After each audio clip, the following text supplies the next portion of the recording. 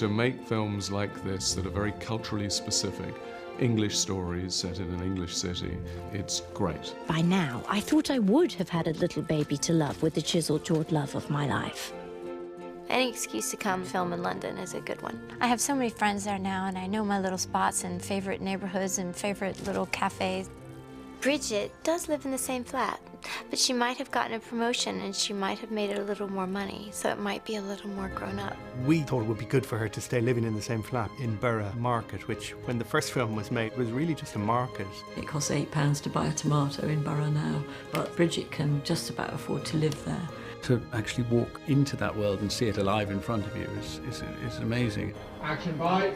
I've been living in LA for a few years, and so when I came back home to live in London in 2014, things had changed so much. And then I started work on this film.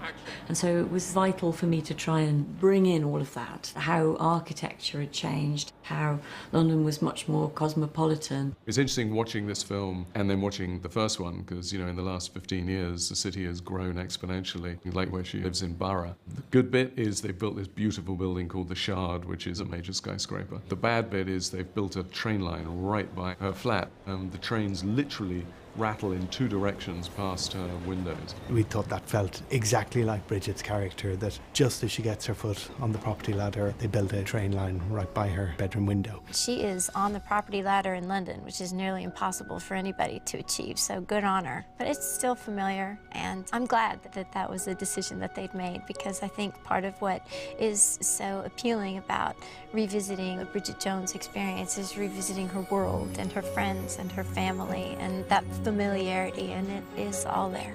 When I came home from LA, I'd never seen so many people with ironic beards in my life, smoking groovy foreign cigarettes. And everybody was riding a bicycle, and that was the London I came home to. It wasn't the London I left. The most interesting design opportunity for us was the passage of time. Not only had Bridget changed, but also the city she lived in has changed. And both Sharon, the director, and myself thought that was a really interesting approach to somehow reflect this changed London that is now full of skyscrapers that never existed sort of 15 years ago.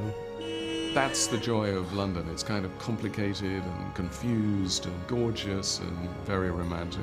And hopefully we've been able to portray some of that, as well as the beauty of the contemporary architecture and the period architecture, and wound all of that in with her story, her friends' stories, and the comedy of the moment.